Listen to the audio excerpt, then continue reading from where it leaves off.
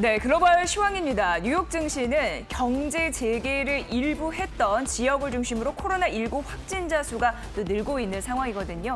그래서 경제 회복에 대한 기대감이 있었습니다만 상승의 발목을 잡는 역할을 하면서 3대 지수가 엇갈리는 흐름으로 마감이 됐습니다. 자, 글로벌 주요 이슈 함께 만나보시죠. 제롬 파월 연준 의장은 회사채 매입 프로그램이 ETF 상장 지수 펀드에서 개별 종목으로 결국은 이동을 하게 될 것이다라고 얘기를 했습니다. 시간이 지나면서 점점 ETF에서 벗어나서 회사채를 매입할 것으로 보이는데 이것이 유동성과 시장 기능의 선순환 구조에 있어서 좋은 도구가 될 것을 강조를 한 그런 상황이었는데요.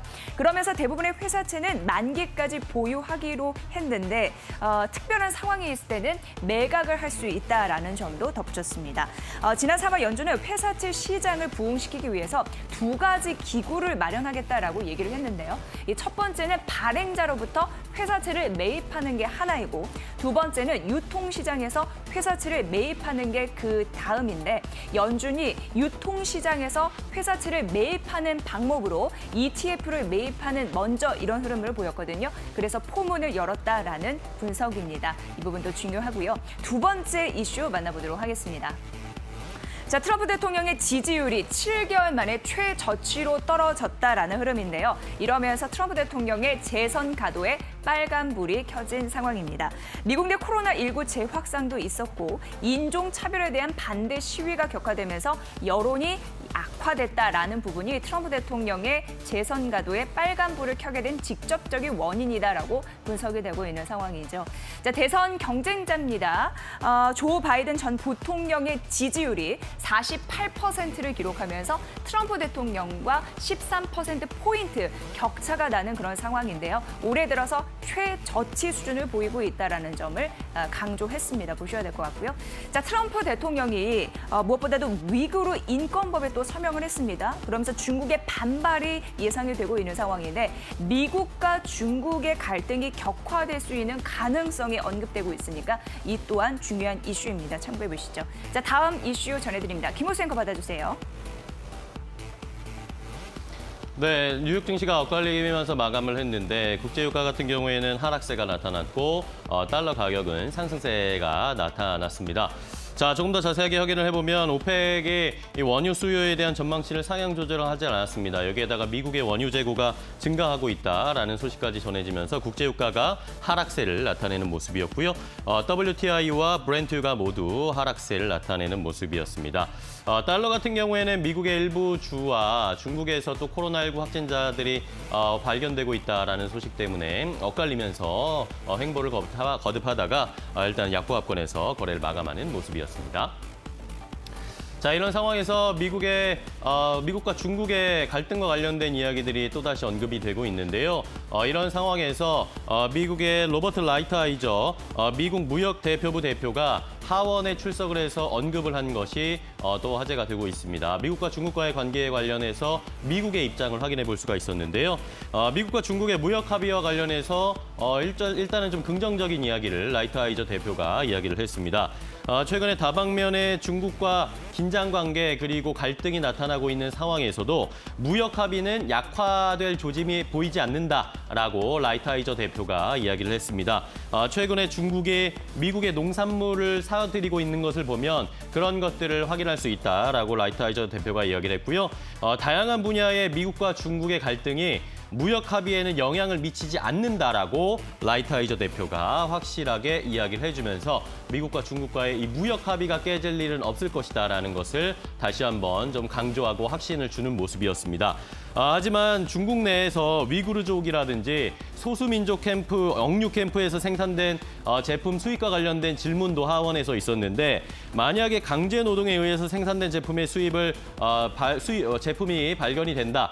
이렇게 되면 수입을 금지하는 하는 법률을 강력하게 시행할 것이다라고 이야기를 해서 여전히 중국과의 갈등이 완전히 끝난 것은 아니다라는 것을 확인해 볼 수가 있었고요.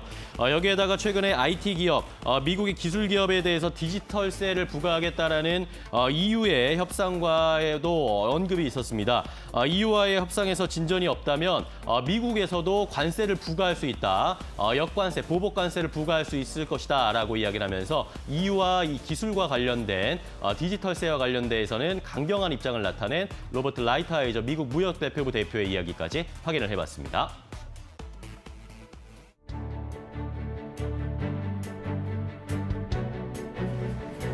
여러분의 아침을 책임지는 굿모닝 2부 안녕하세요. 저는 김호수. 이지혜입니다. 네. 자, 어제 우리 시장은 북한보다는 오히려 연준의 시선을 두는 모습이었습니다. 북한발 악재라든지 여러 가지 좋지 않은 상황이 있었음에도 불구하고 우리 시장이 크게 흔들리지 않았고요. 오히려 상승하면서 어제 거래가 마감이 됐습니다. 네. 사실 북한발 리스크는 장중의 변동성을 가져다 줄 수 있는 요소는 맞습니다. 그런데 이게요, 극단적으로 변화하지 않는다면 기업 실적에 큰 타격을 주지 않기 그렇죠. 때문에 영향력은 제한적이다라는 부분이 있습니다.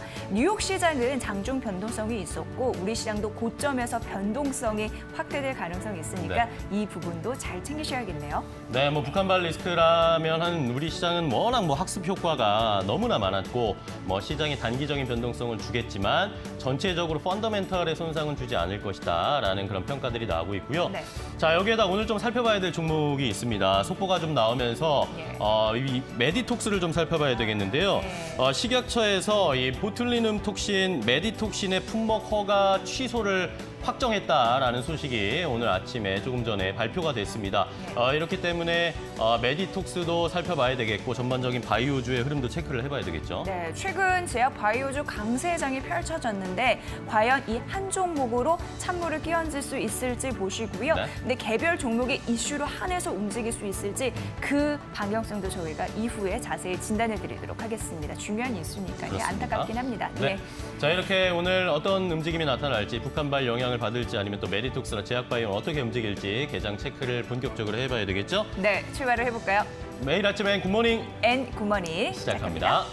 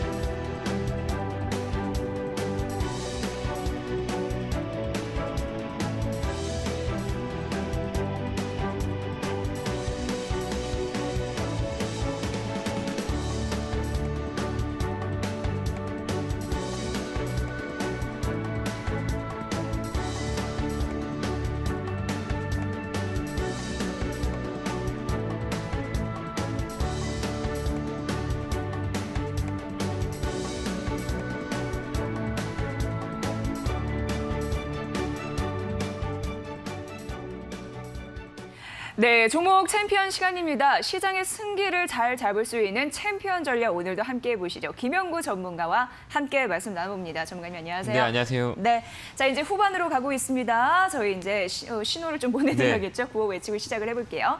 자, 개굴개굴 팍팍! 네, 고맙습니다. 호흡이 너무 잘 맞네요. 그렇네요. 네네. 나날이 발전하고 있습니다. 네네.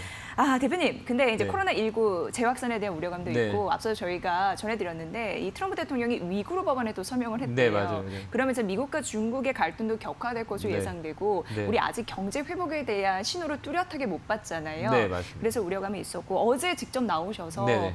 시장을 좀 봐야 된다 이런 얘기를 네네. 하셨거든요. 네네. 그건 뭐 하루아침에 변하진 않았죠? 네네. 예, 이게 예. 그 왜 그러냐면 예. 모든 분들이 알고 있을 거예요. 그러니까 경계 상황 실물단들이 너무 안 좋은 거를 다 알고 계시고 네. 그다음에 그 코로나19에 대한 부분들이 지금 종식된 게 아니고 백신 개발도 지금 말만 무성하고 그다음에 또 변이, 그다음에 지정학적 리스크 여러 가지 악재가 많은데 유동성이 풍부한 거죠. 근데 이 유동성은 언젠간 고갈되고 나중에 큰 문제가 돼요. 그게 네. 언제냐라고 봤을 때는 7, 8, 9월 달이 아닌가 이렇게 얼마 생각을 안 해봐요. 남았네요. 저는 그렇게 생각해요. 그러니까 3분기 때 그 영향을 좀 많이 받을 수 있다 이런 생각을 해보거든요.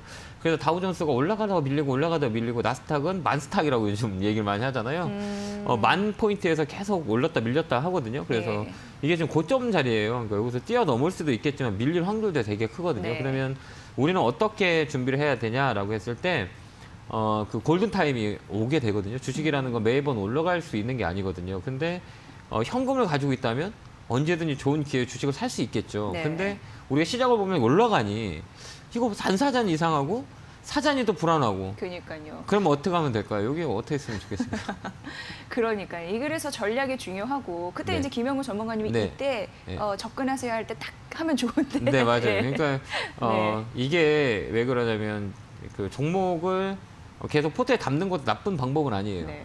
근데 하나 근데 여- 그런 생각 들어요. 포트에 종목이 많다고 좋은 건 아니더라고요. 절대 네. 좋지가 않아요. 평균 점수 깎아먹을 네, 맞아요. 가능성이 그러니까 있어서. 예. 포트는 제가 얘기하는데 포트는 많이 가져가는 게 도움이 하나도 안 돼요. 그러니까 이게 그 저번에도 월요일 날도 한번 밀릴 때 좀 많이 놀라신 분들 많이 계잖아요. 그러니까 주식은 올라온 만큼 많이 밀릴 수 있었거든요. 근데 종목이 포트가 많다면 정신이 없어서 관리가 안 돼요. 예. 그러니까 지금 같은 경우에는 종목들 포트를 정리하는 시기예요. 많이 올라왔으면 정리하고 네. 우리가 현금을 가지고 있어서 그런 골든 타임이 왔을 때 다시 쓸 수 있는 방법.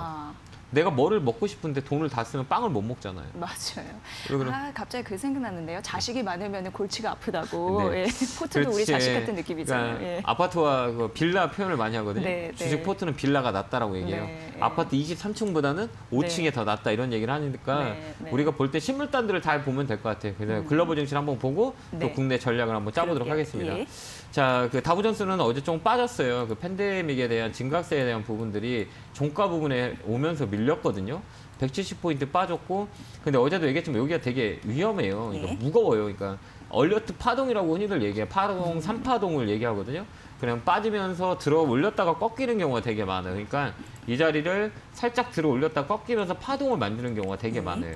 3파동이라고 얘기하거든요. 그래서 이 다우존스는 조금 나스닥보다 무겁다 이렇게 보시면 될 것 같고, 나스닥도 역시 마찬가지예요. 이 10,000포인트 언저리에서 계속 왔다 갔다 하거든요. 이 자리가 고점인 거잖아요. 근데 여기가 좀 무게감을 느껴요. 위에서 자꾸 맞는다는 얘기인 거죠. 그러니까 이 자리는 고점에 대한 부분들이 무게감이 있는 자리예요. 그래서 이거 따라가는 것보다는 밑에 쪽으로 보는 게 낫지 않을까라는 생각을 해봐요.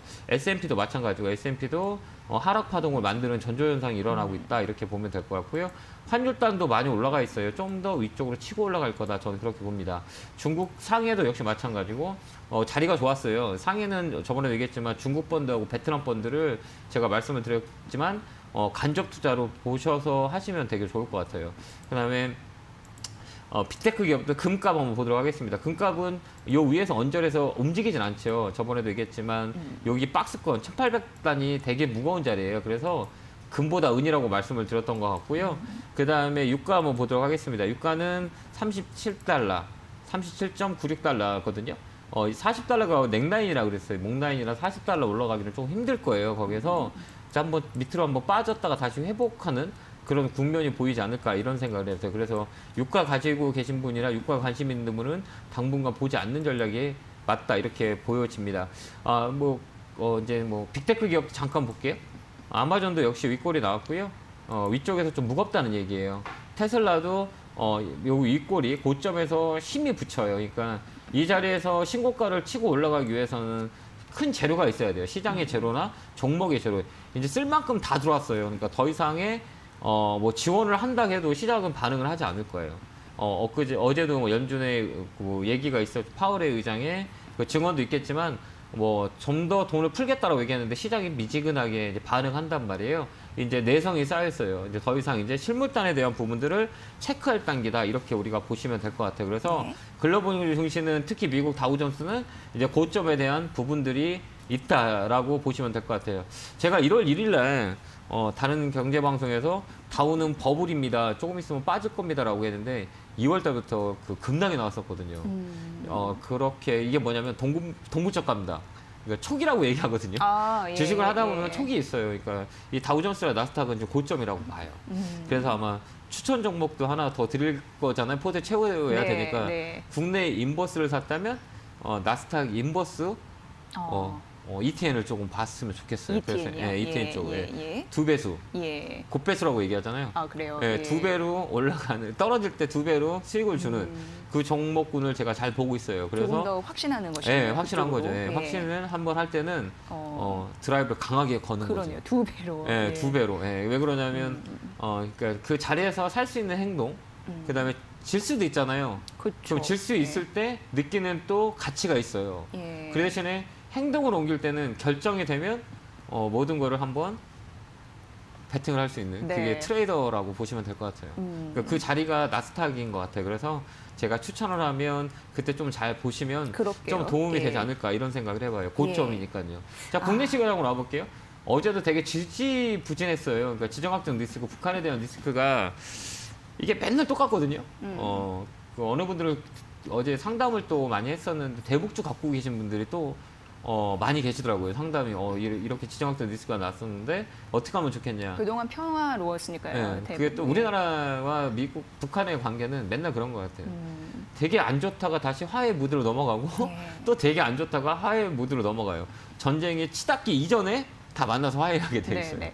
그래서 혹시라도 대북주를 갖고 계신 분들이 지금 심리적으로 되게 위축이 많이 됐을 거예요. 근데 저는 그렇게 생각해요. 그러니까 조금 더 장기적으로 보는 플랜을 가져가는 게 어떨까. 지금 예. 손해가 되게 많으세요. 굳이 팔 필요는 없고 어차피 뭐 극대극으로 되는 일은 없을 거예요. 그래서 언젠가는 또 다시 화해 무드, 그 다음에 여러 가지 그 시너지를 낼 수 있는 일들이 되게 많거든요. 그러니까 그때까지 시간을 기다리는 전략이 맞고요. 어제 수급을 봤을 때는 외국인과 기관, 개인 이게 싸움인 거라고 봐요. 예. 외국인들 기관이 팔면 개인이 받고 엊그제는 뭐 코스닥에서 외국인들이 4천억 정도 샀는데요. 어제 또 매도를 하는 모습을 또 보여줬어요. 핑퐁 게임을 하고 있어요. 그러니까 제가 볼 때는 유인한다라는 생각을 해요. 그러니까 정말 좋은 거면 그 실물단이 좋은 거면 외국인 기관들이 사지 않겠어요? 근데 왜 파는 걸까요? 라고 생각을 한번 하는 게 네. 조금 현명한 방법이 아닌가라는 생각을 해봐요. 왜 개인만 사는 걸까? 라는 거를 한 번 더 의구심을 갖고 시장을 보는 게 맞다 이렇게 보여져요. 정말 좋다면 그들이 사겠는데 시장을 지금 주도하는 건 개인이거든요. 근데 개인들은 20조를 샀던 대기 자금이 많이 있던 외국인하고는 조금 상대하기 어려운 그런 그 포지션 자체예요. 맞아요. 네. 이길 수가 없는 포지션이거든요. 그러면 외국인들이 자꾸 파는 이유는 변화에 대한 부분들이 감지되고 있는 거죠. 시그널이. 왜 그러면 그들이 좋으면 벌써 사서 끌어올렸겠죠. 근데 지금 주체는 개인이에요. 그래서 외국인들은 사지 않을 거예요. 특히 3, 4분기를 지나야, 3분기를 지나야 사지 않을까 저는 그렇게 생각하거든요. 환율단도 잘 봐야 되고 지금은 환율단이 1200원 밑으로 떨어졌는데도 외국인 들어오지 않고 있다는 얘기예요. 근데 채권 쪽으로 돈이 많이 이동을 하고 있다. 이 얘기는 뭐냐면 아직까지 실물에 대한 불확실성이 남아있어서 손이 움직이지 않고 있다는 얘기예요. 네. 그러니까 우리가 그것도 잘 관심 있게 봐야 될 그런 위치가 아닌가라는 생각을 해봐요. 그래서 가장 중요하고 안정적인 거는 현금이다. 주식은 내일도 살 수 있고 한 달 후에도 살 수 있어요. 다만 불안하지 않아야 되거든요. 그런데 이 자리에서 불안하게 우리가 주식을 살 이유는 없다. 저는 그렇게 생각을 하고 있습니다. 그러니까 시청자 여러분들도 따라가진 매매를 하지 마세요. 우리가 따라가야 될 사람은 누구냐? 외국인이라고 전 보고 있어요. 그래서 외국인이 사면 그때 포인트를 잡고 외국인이 사지 않는다 그러면 우리 시청하시는 분들은 주가가 올라가도 시장이 올라가도 불구하고 조금 한 템포 릴렉스하는 전략을 짜는 게 맞다 이렇게 보여져요. 특히 우리가 포인트를 잡을 거는 삼성전자는 언제냐라고 했을 때는 언제가 가장 좋을 것 같아요. 삼성전자에 대한 부분들을 우리 개인 투자자들이 많이 사고 관심을 많이 갖고 계잖아요. 네. 우리 3분기가 좋아질 거다 이런 얘기 나오는데. 딱 이렇게 전략을 짠다면 어느 때가 좋을 것 같아요, 우리 앵커님? 스마트폰 출하량이 조금 더 받쳐줄 때, 예. 네. 그리고 2분기 실적이 사실 바닥이 아니라는 걸 확인할 때. 맞죠. 네. 네. 그 맞아요. 그게 포인트라고 봐요. 그러니까 네, 우리가 네. 실적 포인트를 보고 2분기 실적이 확인된 다음에 네. 이게 좋든 안 좋든 거기에 대한 불안 심리가 있거든요. 안 좋으면 좋아질 거에 대한 기대감이 생겨요. 예. 그럼 좋으면 더 좋아질 것 때는 확신이 생기고 예. 그걸 봐야지 않으면 지금은 어중간한 자리에 그러니까 우리 삼성전자를 좋아하시는 분들은 어차피 우리나라 대표 기업이니까 7월 중순 정도에 삼성전자를 사도 늦지 않다. 이렇게 보여져요. 그러니까 삼성전자는 좀 릴렉스하게 나는 사서 모을 거다라고 하면 하루에 1%씩 매매를 하는 거죠. 전략을. 1%씩 사는 거예요. 하루에 한 주 사는 전략들 조금씩 사가 들어가는 거예요. 그러면 그때까지 물량을 많이 채울 수 있을 거예요. 그런 전략을 쓰면 될 것 같고요. 네. 여러분들이 좋아하는 AS 시간 가져야죠. 저희 챔피언 포트. 네, 포트. 네. 지금 아모레퍼시픽이 있고요. 아모레퍼시픽은 최근에 좀 힘을 못 받고 있어요. 그래도 지금 자리에서 물량을 늘려가는 전략을 쓰면 돼요. 박스권 하단이거든요. 그러니까 16만 원대는 물량을 늘려가는 전략.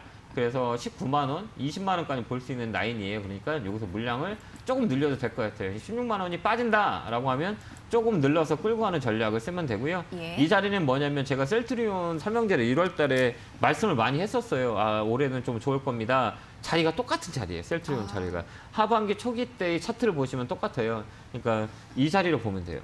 셀트리온을 보면 셀트리온은 저희 목표가 도달해서 네. 예, 이게 제가 1월 달부터 예. 15만 원대부터 말씀을 드렸던 자리거든요. 요 자리가 비슷하지 않아요? 요 자리가 아모레퍼시픽하고 똑같은 자리라고 보시면 돼요. 요 자리가고 요 자리를 한번 보면 거의 비스무리하죠. 이 자리예요. 위쪽 만들었다가 밑에 떨어졌다가 물량을 확보하는 자리라 이 자리는 좀 겁 먹지 마시고요. 좀 물량을 16만 원 떨어지면 늘려가는 전략 이렇게 보시면 될 것 같고 네.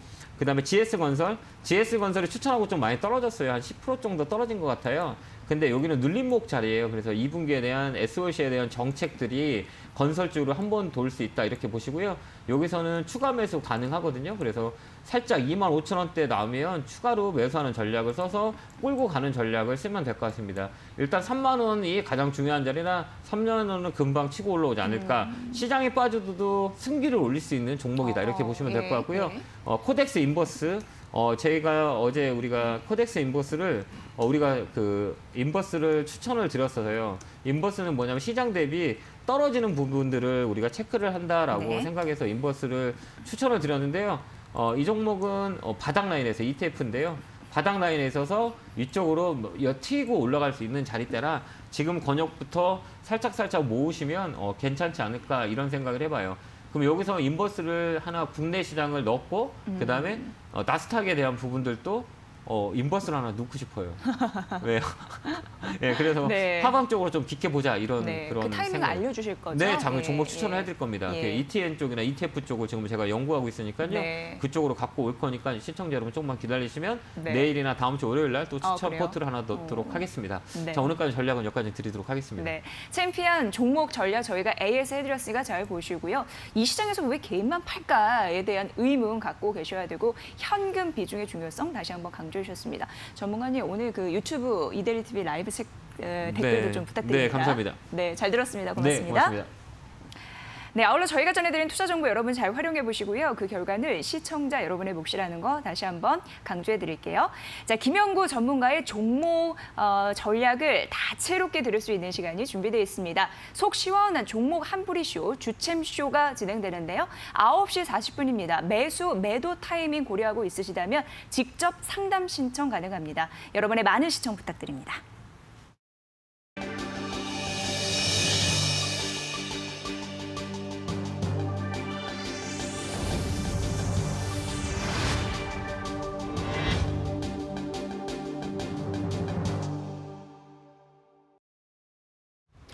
수급으로 똑똑하게 시장을 읽는 수급 스나이퍼입니다. 어제 시장 상황부터 먼저 체크해 보도록 하겠습니다.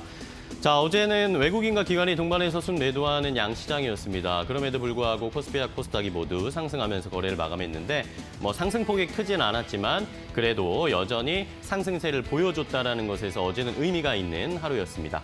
자, 일단은 코스피에서 외국인과 기관이 동반 팔자세였습니다. 외국인이 500억 원 넘게, 기관도 1,000억 원 넘게 순매도했고요. 개인들은 다시 떨어질 때 순매수를 하는 양상을 나타냈습니다. 1,500억 원 넘게 순매수하면서 코스피가 상승했고요. 자, 다음 코스닥 보겠습니다. 코스닥에서도 역시 외국인 기관이 동반 매도를 했습니다.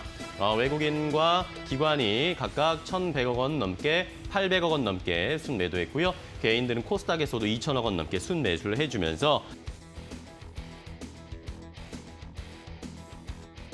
자, 이런 상황에서 저희가 체크를 해봐야 할 것이 삼성중공업 우선주가 최근에 어제도 그랬고 최근 시장에서 가장 핫한 그런 종목이다라는 것을 여러분들 확인하실 수가 있는데요. 자, 삼성중공업 우선주의 흐름을 체크를 해보도록 하겠습니다. 다음 페이지 볼까요? 자, 삼성중공업 우선주 최근에 무려 10거래일 연속으로 상한가를 기록하고 있습니다. 중간중간에 뭐 거래 정지가 됐던 기간도 있긴 했는데 그런 것들을 제외하고 실제로 거래가 됐을 때 최근에 10거래일 동안 계속 상한가를 기록을 하면서 제가 가격을 잘못 본 줄 알았습니다. 삼성중공업 우선주가 70만 원대까지 올라왔습니다. 자, 보름 만에 주가가 13배 넘게, 13.7배 넘게 상승하면서 질주하고 있고요. 삼성중공업 보통주보다도 주가가 115배가 높습니다. 자, 이러다 보니까 삼성중공업 우선주를 나도 따라잡아야 되는 거 아닌가라는 개인 투자자들이 조금 계신 것 같습니다. 자, 이러면서 이런 삼성중공업 우선주가 최근에 미친 듯이 올라가고 있는 이유가 주식을 잘 모르는 개인 투자자들, 초보들이 여기에 따라붙기 때문이 아닌가라는 일각의 해석들도 있습니다. 자, 최근에 한 달 동안 개인들이 4억 2천만 원 넘게 순매수를 보여주고 있고 반면에 보시는 것처럼 외국인은 일제히 삼성중공업 우선주 팔고 있습니다. 그리고 최근 3개월을 봐도 개인들은 사고 있고 외국인은 팔고 있고 기관은 소폭 순매수를 해주고 있는 상황인데요. 자, 삼성중공업 우선주 뭐 잘 나가는 건 좋다 이겁니다. 그런데 우리가 여기에서 삼성중공업 우선주를 주의해야 할 것, 그리고 여기에 따라붙어서는 안 된다라는 이유를 좀 확인해 봐야 됩니다. 자, 삼성중공업 우선주 주가를 띄우기 위한 뭔가의 뒤에 움직임이 있는 것은 아닌가라는 일각의 해석들도 있기 때문에 이런 것들을 분명히 여러분들 체크해 보셔야 되는데요. 자, 삼성중공업 우선주는 상장 주식 수가 11만 4천 주 정도밖에 되지가 않는 종목입니다. 그리고 시가총액도 854억 원 정도밖에 되지 않는 몸집이 작은 종목입니다. 다음 페이지 볼까요? 자, 삼성중공업 우선주들은 여러분들이 잘 아시는 것처럼 보통주와 좀 다른 양상을 나타냅니다. 주주의 권한을 갖지 않고요. 오히려 배당을 조금 더 많이 받는 배당 투자에 관심이 많은 분들이 우선주에 투자하는 것인데 그래서 일반적인 시장에서는 우선주가 사실 별로 그렇게 관심을 받지 못합니다. 그런데 최근에 삼성중공업 우선주가 이렇게 미친 듯이 올라가고 있는 것은 주가를 끌어올리기가 그러니까 품절주라고 해서 사거나 팔거나 할 수 있는 이런 수량이 제한되어 있기 때문에 주가를 끌어올리거나 변동을 나타내기가 굉장히 쉬운 종목입니다. 그렇기 때문에 주가 끌어올리기가 용이한 만큼 편법 증여에 이용되고 있는 것은 아닐까라는 의구심들, 그런 의심의 눈초리도 있다라는 거 여러분들 잘 체크를 해보셔야 되겠고요. 가파르게 상승해 온 만큼 가파르게 또 하락할 수가 있다라는 것, 삼성중공업 우선주에 대한 투자 주의하셔야 된다라는 것을 말씀을 드리겠습니다. 자, 그런데 이것이 삼성중공업 우선주의 뿐만이 아닙니다. 최근에 우선주 방향성이 없는 최근의 시장이 나타나다 보니까 우선주가 이렇게 미친 듯이 뛰어오르고 있고 여기에 너도 나도 관심을 가지면서 우선주들이 일제히 상승하는 그런 양상들이 나타나고 있습니다. 상승률을 시장에서 독식하고 있다라는 것이었는데요. 자, 일단은 아까 삼성중공업 우선주 말고도 최근에 SK증권 우선주도 3일 연속 상한가를 기록을 하면서 뜨거워지고 있습니다. 자, 그런데 이 SK증권 우선주 같은 경우에는 SK바이오팜이 상장을 할 때 뭔가 수혜를 볼 수 있을 것이다라는 이런 기대감, 전체적으로 SK그룹주들이 상승을 하면서 SK증권이 상승하는 거, SK증권 우선주가 상승하는 것인데, 자, 사실 들여다보면 이 SK증권 같은 경우에는 이제 더 이상 SK 계열의 회사가 아닙니다. J&W 파트너스에 속한 계열사인데 사실상 SK그룹의 호재와는 아무 관련이 없는데도 최근에 3거래일 연속 상한가를 기록하고 있다는 거, 분명히 알 수 없는 의심스러운 움직임이 있다는 것을 확인해 볼 수밖에 없는 상황이고요. 자, 여기에다가 어제도 15개의 우선주들이 상한가를 기록을 했습니다. 자, 이러다 보니까 다음 우선주가 이제 상승하고 상한가 기록할 것은 어떤 종목인가 다시 눈 돌리면서 다른 후보 찾기에 빠르게 시선이 옮겨지고 자금이 옮겨가고 있다는 것도 역시 주의해야 할 상황이다라는 것을 말씀드리겠습니다.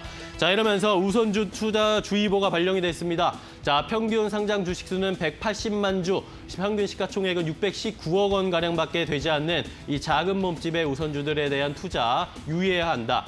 이달 들어서 우선주 20개 종목의 평균 상승률이 171%에 달하고 있습니다. 상승하고 있으니까 나도 따라가야지라는 심리가 아니라 이것이 위험하다라는 것을 말씀드리는 겁니다. 반면에 보통주, 그와 관련된 보통주들은 17% 상승에 그친다는 것, 10배 넘게 뛰고 있다는 것 조심하셔야 되겠고요. 자, 마지막으로 이 우선주 투자에 대해서 더 유의해야 한다는 것은 우선주들이 마지막에 상승하고 있다는 것은 전체적인 시장의 상승장의 거의 끝물에 왔다는 것이 일반적인 주식시장에서의 평가입니다. 자, SK증권에서 이렇게 평가를 하고 있습니다. 자, 유동성 대량 공급에 따른 순환매 장세에 따라서 마지막에 우선주가 급등한다는 점을 고려하면 다시 기본으로 돌아가야 된다. 우선주를 따라잡는 것이 아니라 이제는 시장에서 가장 기초가 되는 투자로 돌아가서 다시 처음부터 포트를 조정해야 된다라는 그런 펀더멘털에 주목해야 한다라는 SK증권의 조언까지 마지막으로 확인을 해봤습니다. 수급 스나이퍼였습니다. 네, 여의도 타임즈 시간입니다. 6.17 부동산 대책 고강도의 규제 흐름이 어제 발표가 됐습니다. 어제 건설과 은행주가 하락한 흐름들이 있었는데 오늘 아침에 나온 증권사 리포트에서는 그 두 업종에 대해서 자세히 분석을 했습니다. 여러 가지 증권사 리포트 모아서 설명을 해드리니까 참고해 보시죠. 가보도록 하겠습니다. 은행부터 좀 살펴볼까요? 우선 전반적으로 6.17 이 부동산 문재인 대통령의 21번째 부동산 정책인데요.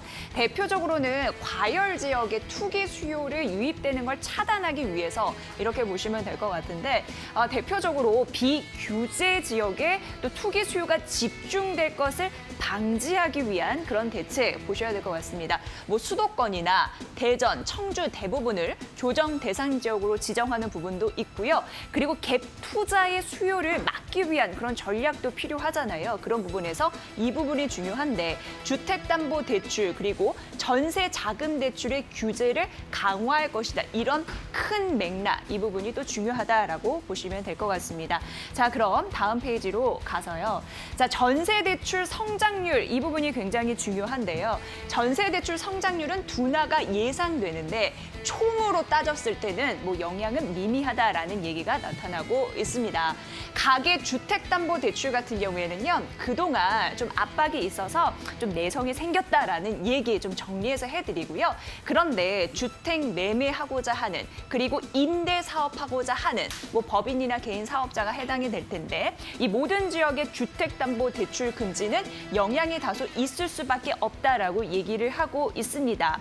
그동안 가계대출 증가율의 많은 부분을 차지하는 게 중요한 부분인데요. 전세 대출이었습니다. 이 전세 대출의 경우에는 보증 이용 제한과 3억 원 초과하는 3억 원 이상 되는 아파트 구입할 때 전세 대출을 빨리 회수하라 이렇게 또 얘기가 되고 있기 때문에 파급력이 다소 클 수 있다라고 얘기되고 있습니다. 자, 그럼 가계 대출에서 증가 부분에서 많이 차지하는 게 전세 대출이라고 했는데요. 그 부분 좀 만나보도록 하겠습니다. 자, 4대 시중은행의 전세대출 부분인데요. 사실 2016년부터 보면은 연평균 해가지고 20에서 30% 정도 급성장하는 흐름들이 전세대출 이 부분에 있었는데요. 자, 19년 같은 경우에도 70조 원 이상의 대출 성장률이 있었습니다만 정부 쪽에서 시장 안정화를 위해서 이런 규제를 강화하다 보니까 앞으로 전세대출 이런 부분은 좀 낮아질 가능성, 증가율이 낮아질 가능성은 있다라고 판단되고 있습니다. 그런데 앞서서 말씀드렸지만 총으로 따졌을 때 큰 영향 없다라고 했잖아요. 그 이유를 살펴보니까 코로나19가 터지면서 기업 쪽에서 대출을 막 끌어썼습니다. 그렇기 때문에 총으로 봤을 때는 기업 대출이 이미 많이 되어 있기 때문에 이쪽에서 줄어들어도 총량은 큰 변화는 없다라고 얘기를 했습니다. 이게 주요 내용입니다. 살펴보시고요. 자, 다음 페이지로 가보면 그래서 2분기 은행의 그 여러 가지 실적들은 어떨까? 지표가 이런 지표인데요. 순이자 이익은 괜찮게 양호할 것이다라고 얘기가 되고 있는 상황입니다. 2분기에만 봤을 때 3%에 가까운 대출 성장률이 예상이 된다. 앞서서 플러스 마이너스 요소 말씀드렸는데 그거 생각해 보시면 좋을 것 같고요. 은행 평균 림은 우려보다 적은 1%, 1에서 2bp 정도 하락에 그칠 거라고 했는데 림 같은 경우에는 은행이 수익성을 잘 보냈는지 기록을 했는지 그거를 판단하는 중요한 잣대이거든요. 그런데 이게 잘 나오면 좋은데 이게 우려가 있었습니다. 순이자 마진이라고 림이 우려가 있었습니다만 이 우려보다는 적은 흐름이 나타나서 결국 괜찮을 것이다라고 예상되고 있는 상황입니다. 자, 림이 왜 선방을 할까? 수익성 지표가 좋아질 수 있는, 그러니까 선방할 수 있는 이유는 뭘까 봤더니 대기성, 저원가성 예금이 급증하고 있는 상황이고 그리고 포트폴리오가 좀 변화하고 있고 기업 대출 위주, 이거 앞서서 말씀드렸고요. 금융규제 유연화 방안 부분으로 유동성 위험을 위해서 규제 비율 이런 부분이 바로 이거거든요. 이걸 또 완화시킨다라는 부분으로 추정된다라고 얘기되고 있습니다. 자, 다음으로 가보면은 이 부분인데요. 이제 건설과 함께 연관돼서 보시면 좋을 것 같은데 반등의 흐름이 보이자 바로 부동산 대책의 발표가 됐다라고 얘기하고 있어서 예상보다 조금 더 발빠르게 부동산 규제 정책이 나왔습니다. 그래서 시장에서 이 발빠르게 좀 대응하겠다라는 정부의 강력한 의지를 피력한 그런 상황이 나타난 거죠. 보셔야 될 것 같고요. 높은 아파트 가격 상승 이런 흐름들이 있어서 투자자나 많은 분들이 좀 마음을 졸여하는 흐름들이 있었는데 정부에서 시장 안정화에 대해서 의지를 강력하게 피력하고 있었는데 그동안은 잘 되지는 않았습니다. 그런데 이번에는 상황이 완전히 다르죠. 국회에서 무산되거나 완화됐었습니다만 이제는 과반수 이상이 여당 의석수이기 때문에 정부 정책을 좀 밀어주는 흐름들이 나타나서 결국 고강도 규제는 될 가능성이 높다라고 판단되고 있는 상황입니다. 자, 이 부분 볼게요. 재건축 이런 부분으로서 규제를 좀 강화하는 흐름들이 있었는데요. 중요한 부분이 조합 분야, 그러니까 재건축 이게 규제 부분이거든요. 거주 2년 조건이 신설이 된다라는 거예요. 2년 동안 살아야 된다라는 부분인데요. 소유자의 거주로 전환을 촉진할 수 있는 대책 중에 하나인데 그래서 이쪽에서도 파생된 게 인테리어 시장이 조금 더 부각이 받을 것이다라고 했고 대표적으로 종목이 한샘으로 선정이 됐습니다. 이 부분 참고해 보시고요. 자, 마지막 전략을 만나보면요. 지난 20번, 지난 20번의 대책이 나왔습니다만 그래도 건설주 실적은 개선이 되고 있다라는 부분이에요. 그동안 뭐 규제 강화 정책이 나와도 실적은 큰 문제가 없었다라는 부분이고요. 오늘 아침 리포트에서는 건설업 실적과 더불어서 봐야 되는 부분이 인테리어 시장의 부양 이런 부분이 더 중요하고 아무래도 한샘이 가장 긍정적이다라고 얘기되고 있으니까 이 관심 종목도 챙겨보시면 좋을 것 같습니다. 자, 617 부동산 정책에 따른 건설주와 은행주 그 안에 또 관심 종목 한샘까지 거론해드렸으니까 이 부분 참고해보세요. 여의도 타임즈 시간이었습니다.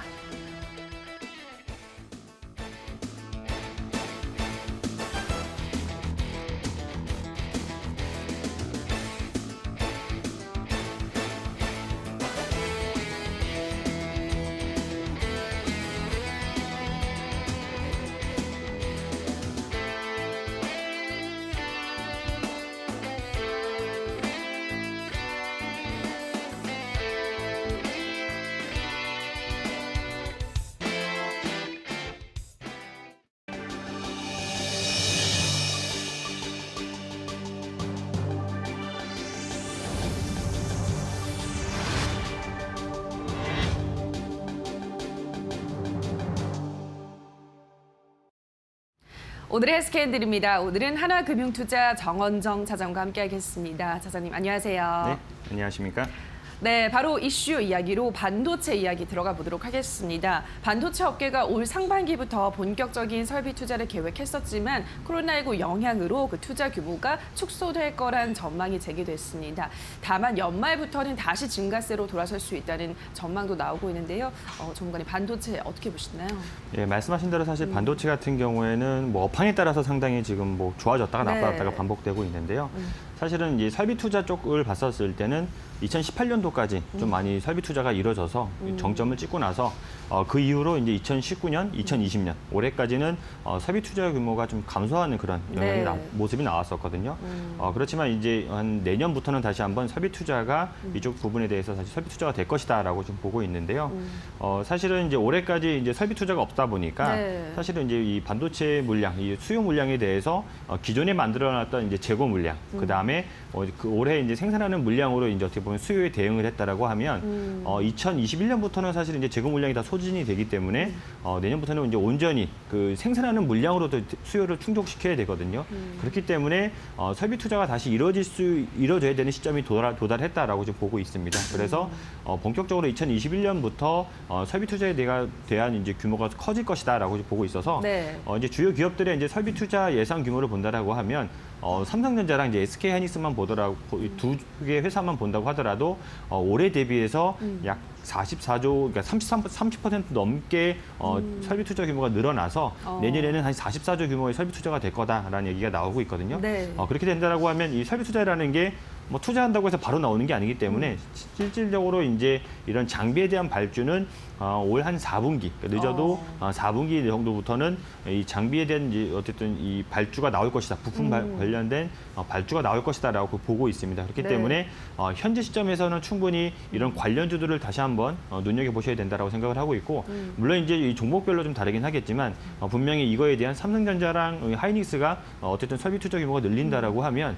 이거에 수혜를 받을 수 있는 종목을 저점 매수하시는 전략이 필요하다라고 생각되어집니다. 네, 알겠습니다. 내년부터 본격적으로 설비 투자가 늘게 된다면 이번 하반기부터 부품 발주는 시작이 될 것이기 때문에 관련주 주목을 하셔야겠다 설명을 하시는 것 같은데요. 자, 그럼 관련해서 가장 큰 수혜를 받을 수 있는 종목을 한 종목만 꼽는다면 어떤 종목이 있을까요? 네, 분명히 수혜를 받을 종목이 상당히 많을 거다라고 네. 생각을 하고 있는데, 뭐 제가 생각하는 이제 탑픽 종목으로 가지고 온 거는 원익 IPS를 좀 가지고 왔습니다. 네. 어떻게 보면 우리나라 이제 중소형 업체들 중에서 파운드리 부분 쪽에서 분명히 강점을 가지고 있는 회사다라고 보여지는데요. 사실은 아까도 얘기했지만 주요 고객사가 이제 삼성전자가 있는데 삼성전자가 2021년부터 어쨌든 설비 투자 규모가 늘어난다라고 하면 이거에 대해서 분명히 낙수 효과, 분명히 수혜를 받을 수 있다라고 보여지거든요. 그렇기 때문에 충분히 실적이 크게 성장할 수 있는 회사다라고 보여지고요. 그리고 이제 그 코로나19 상황이 뭐 국내도 계속 확진자가 늘어나고 네. 있고, 특히 수도권에서 늘어나고 있지만 해외 쪽을 본다라고 하더라도 계속해서 이제 확진자 수가 늘어나고 있는 상황이거든요. 이렇게 봤었을 때 코로나19가 지금 나오면서 어떻게 보면 우리나라도 문화가 바뀌었던 게 비대면 관련된 문화가 상당히 확산되고 있거든요. 예. 늘어나고 있고. 이렇게 된다라고 하면 비대면 문화가 늘어났었을 때 분명히 서버에 대한 수요도 상당히 늘어날 수 있기 때문에 서버에 대한 투자도 늘어날 것이다라고 보여져서 제가 봤을 때 원익 IPS는 향후에 충분히 사실은 2020년 올해까지, 그러니까 2019년도까지는 어떻게 보면 실적이 상당히 좀 꺾이는 부분이 있었는데 올해부터는 어쨌든 이 실적 성장이 어떻게 보면 정상화될 수 있다라고 보여집니다. 그래서 네.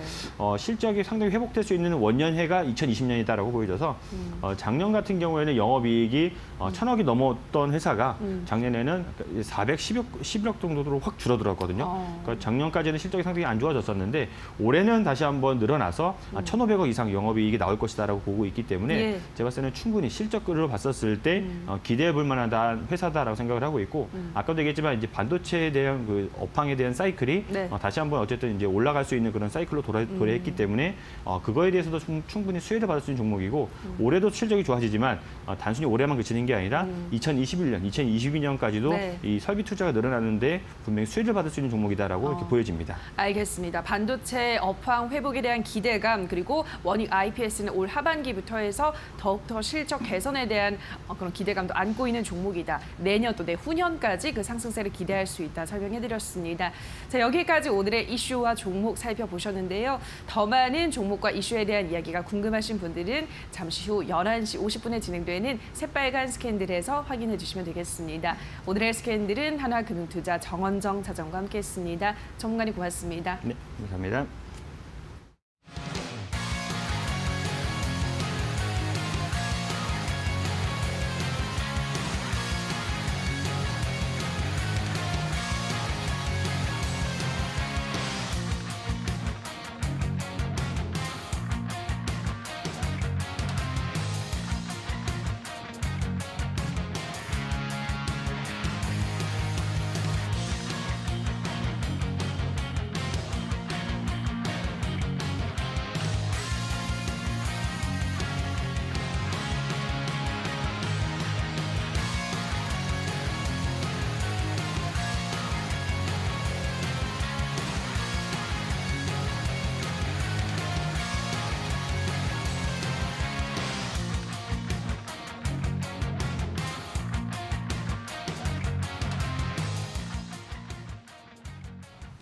네, 여러분 굿모닝 2부와 함께하고 계십니다. 오늘 이제 장 출발을 14분 정도 남겨두고 있는데요. 네. 앞서서 저희가 말씀드렸던 이 메디톡스 관련된 이야기를 좀 체크를 해드리면 네. 일단은 식약처에서 이 보툴리눔 톡신에 대한 품목 허가를 취소를 확정했습니다. 그렇기 때문에 오늘 하한가로 출발할 것으로 예상이 되고 있습니다. 현재 예상 체결지수 마이너스 30% 하한가 이 기록이 예상되고 있고 반면에 반사이익을 얻을 수 있는 휴젤 같은 종목들이 급등세를 나타낼 것으로 예상이 되기 때문에 시장에서 흐름 잘 체크를 해드리도록 하겠습니다. 네, 이제 기업 실적 발표 시즌이 다가옵니다. 네. 그래서 이 실적에 대한 부담감도 일부 조정의 빌미가 되어주고 있는 그렇죠. 상황이거든요. 그래서 문제는 2분기가 바닥이 아니면 어쩌지라는 또 물음표가 따라다니는 것 같습니다. 네. 이에 대한 실적 전략들 종목 안에서 압축하시면서 잘 보셔야 될 것 같습니다. 네, 뭐 그동안 우리 시장에 뭐 북한 리스크라든지 뭐 코로나19에 대한 영향들은 계속 쌓여왔던 것이고 이런 상황에서 뭐 이제 앞으로 뭐 전체적인 가늠자가 될 수 있는 마이크론, 미국에서 마이크론 실적이 발표되기 전까지는 또 특별한 뭐 이벤트라든지 이런 게 없어요. 그러다 보니까 종목을 저희가 포트를 잘 짜야 되고 아까 말씀해 주신 것처럼 실적에 따라서 다시 이제 7월부터 어떻게 투자할지를 미리미리 준비하는 시즌이 지금이다라고 말씀드리겠습니다. 네, 종목이 많은 게 좋은 게 아니고 알짜 종목을 어떻게 꾸리느냐가 좋은 거다라고 그렇죠. 앞서서 전문가님 말씀해 주셨는데 이 부분도 참고해 보시고요. 네. 저희와 함께 해보시죠. 자, 계장은 이데일리 TV와 함께하는 거 잊지 마세요.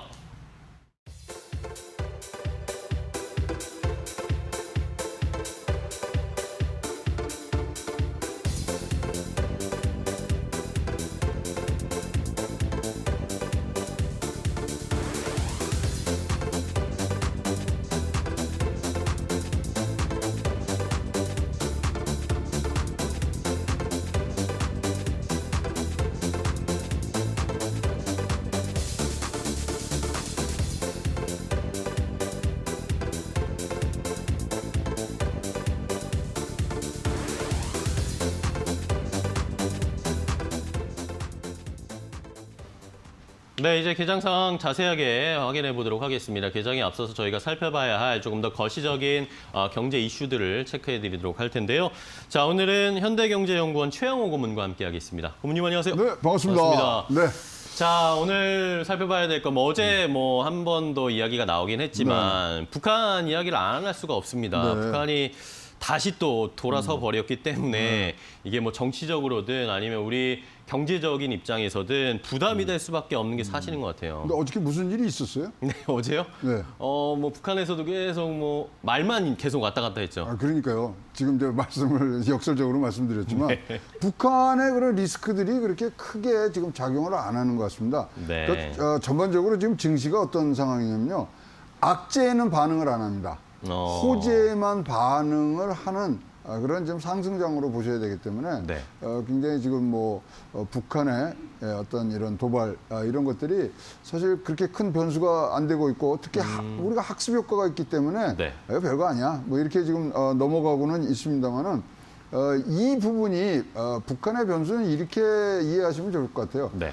고점에서의 변동성에는 영향을 주나 전체 큰 지금 방향성, 시장의 방향성에는 뭐 더 이 뭐 적극적인 도발이 없다면, 극단적인 도발이 없다면 시장 방향성에는 크게 문제가 되지 않을 것이 아니냐. 네. 이렇게 지금 뭐 저는 생각을 하고 싶습니다. 네. 자, 일단은 뭐 어제도 시장에서는 큰 반응은 없었고 오히려 상승으로 거래를 마감하면서 자, 이제 뭐 북한 이슈는 너무나 뭐 많이 들었고 많이 경험했다라는 이야기도 있는데 자, 그런데 또 걱정인 것은 어쨌든 북한이 또 알 수 없는 주체들이잖아요. 그렇죠. 네. 그러다 보니까 뭔가 아까 말씀하신 것처럼 있어서는 안 되지만 뭔가 도발을 한다거나 그런 일들이 왔을 때 충격을 우리 증시에 주지 않을까라는 걱정하시는 분, 개인 투자자분들도 많으실 것 같습니다. 근데 사실 북한의 도발은요 증시에 오기 전에는 네. 일단 환율에 먼저 굉장히 큰 영향을 주어 왔었습니다. 그래서 이제 어저께 환율이 많이 올라갔는데 환율이 올라간 이유가 어저께는 북한 도발바드는 미국의 소비지표 개선을 통한 강달러에서부터 온 거기 때문에 조금 이 맥이 다릅니다. 근데 뭐 우연히 겹쳤기 때문에 그런 부분들인데 항상 이렇습니다. 북한의 도발은 도발이 일어날 것이라는 공포감이 조장될 때는 주가에 영향을 줬지만 이렇게 아예 행동으로 나오면은 그다음부터는 불확실성이 없어진 걸로 증시에서는 해석을 하기 때문에 큰 변화 지금 없는 걸로 보여지고요. 일단 이런 것들이 북한 도발은 조금 더 고점이 더 높은 고점으로 올라가는 데 있어서의 어떤 모멘텀 형성에는 분명히 부정적인 역할을 할 수는 있으나 네. 지금 올라가고 있는 장에서는 큰 영향은 없을 것이라고 보여지는데요. 그러다 보니까 이제 우리는 어떻게 돼요? 조금 관망을 하는 이번 주가 되지 않겠냐. 그래서 지금 이제 조금 여유를 가지시고 아까 이 오프닝에서도 말씀하셨지만 시장 변수 좀 체크해 보시고 네. 그다음에 요새 유명한 사람 하나 저 미국에 있죠. 데이브 포트노이. 네. 미국의 아주 지금 뭐 개미 투자자들 로빈 훗을 끌고 다니시는 분인데 이분이 어떻게 움직였는가 이런 것도 한번 챙겨보시고 최대한 여유 있는 투자 전략. 그러니까 뭐 이렇게 뭐 둘러 말씀드렸지만 선제적 대응보다는 지금은 다소 보수적인 투자를 가시는 것이 이번 주를 마감하는 데는 훨씬 더 유리하시지 않겠냐 이렇게 보여집니다. 네, 제가 말씀해 주신 것처럼 뭐 북한발 리스크가 어떻게 보면 큰 충격, 모멘텀에 손상을 주는 것은 아니고 어쨌든 뭐 이걸 빌미로 좀 쉬어가는 장세로 우리가 받아들이는 게 좋겠다라는 의견을 주셨는데요. 자, 그렇다면 이제 어제도 그랬지만 뭐 개인들은 여전히 떨어지면 계속 살 거라는 의지를 계속 표출을 하고 있습니다. 그렇죠. 리스크도 북한 뭐 일각에서 이렇게 표현하더라고요. 북한 리스크도 개인들이 막았다. 뭐 이런 이야기들도 나오고 있는데 개인 외국인 수급도 좀 체크를 해볼까요? 근데 이 동학개미가 참 대단하신 것 같아요. 지금 뭐 이제 뭐 재밌게 얘기할 때 이제 각국의 동학개미들 부르는 용어들이 다르죠. 네. 미국에는 로빈 훗이라고 그러고 유럽 존에 가면 마담 소피아. 마담 소피아. 네, 그다음에 왜요? 이제 일본에 가면 와다나베 부인, 그건 잘 아실 그쵸. 거고요. 그다음에 이제 중국 왕씨 부인 그런데 제일 지금 잘하는 게 동학개미 우리 참 네. 뭐 자랑스럽다고 말씀드릴 수는 없습니다. 그러나 이것의 가장 근본적인 요인은요. 유동성이 너무 많게 지금 대기를 하고 있기 때문입니다. 네. 현재 보니까 증시 주변 자금에서도 한 170조 정도의 지금 주변 대기 자금이 있고요. 특히 미국 같은 데는 MMF가 5,600조가 지금 대기하고 있어요. 네. MMF는 알고는 장기 투자하기 전에 잠깐 머물러 있는 시장이거든요. 그렇다 보면은 유동성의 장세로 가기 때문에 일단 올라가지만 유동성의 장세에서는 항상 바라는 게 더 있습니다. 추가적인 유동성이 공급되기를 항상 바라는데, 괜찮은 소식 들렸죠? 트럼프 대통령이 그쵸. 1조 달러 지금 추가로 경기 부양책 간다 그러고 거기다 보니까 이제 민주당에서도 향후 5년간 5천억 달러 그다음에 미국 투자법을 지금 재개정해서 네. 지금 하원에서 통과시키려는 부분. 그렇다면 이것은 미국뿐만 아니라 이제 각 세계의 유동성 증가에 또 굉장히 좋은 소식들이 들어오기 때문에 자, 이제 이번 주 마감하시면서는 좀 여유 있게 다음 주에 그러면 어떻게 이런 것들이 이어질까? 그리고 아까 굉장히 좋은 정보를 주셨는데 마이크로나에는 큰 변수 없어요. 그렇죠. 그래서 한번 지금 핵심 종목 좀 줄여보시고 여기 뒤돌아 보시면서 할 수 있는 그래서 이번 주는 좀 쉬어가시는 것도 좋다고 생각을 합니다. 네. 자, 최양호 고문께서는 이번 주는 좀 쉬어가는 전략도 좋다라고도 말씀을 하셨습니다. 워낙 뭐 요즘 시장의 변동성, 하루에도 뭐 급등락이 왔다 갔다 하고 상승을 하락을 반복하고 있는 시장이기 때문에 여러 가지 변수들이 있는 상황에서 이번 주에는 조금 쉬어가자라는 전체적인 의견을 확인을 해봤습니다. 자, 그럼 이제 개장 한 5분 정도를 남겨두고 있습니다. 이재 앵커와 함께 오늘 개장 어떤 양상으로 이루어질지 함께 확인해 보도록 하겠습니다. 이재 앵커 확인해 주시죠. 네, 목요일 개장 한 5분 정도 남겨두고 있습니다. 위드금융의 정태근 팀장과 함께 개장 분위기 살펴드릴게요. 어서 오세요. 네, 반갑습니다. 네, 반갑습니다. 자, 오늘 양시장은 엇갈림에서 출발할 것으로 예상되고 있는 상황이고요. 오늘 아무래도 개별 종목이나 업종의 흐름들 잘 보셔야 될 것 같은데 메디톡스 이 부분이 또 중요하겠죠. 앞서서 저희가 언급을 했는데 오늘 하한가 출발 예상되고 있고 반사이익 예정되는 그런 휴지를 오늘 17% 넘는 급등세로 출발을 예고하고 있는 상황입니다. 자, 6.17 부동산 종합대책 이 고강도 규제성 흐름들이 나타났는데 오늘 건설주가 대부분 하락하면서 출발할 것으로 예상되는 상황인데요. 상업용 부동산 시장에 직격탄을 날릴 가능성이 언급되고 있는데 자, 반대적으로는 뭐 저평가를 해소할 수 있다라는 가능성도 있습니다. 분양이 잘 될 수 있는 가능성 그리고 무엇보다도 해외 수주 확대 이런 부분이 있어서 그 양 의견의 흐름들을 어떻게 가져가야 될지 이 부분도 볼 거고요. 그리고 차 바이오텍 공시가 있었습니다. 글로벌 의약품 위탁 개발 생산을 위해서 750억 원을 자금 조달을 결정한 그런 상황이었는데요. 오늘 3.5% 상승하면서 출발을 예고하고 있는데 오늘 전반적인 흐름 이 틀 안에서 잠시 살펴보도록 하겠습니다. 팀장님 이 세 가지 좀 언급을 해주시죠. 네, 일단은 뭐 차바이오텍부터 좀 말씀을 좀 드리자면은 네.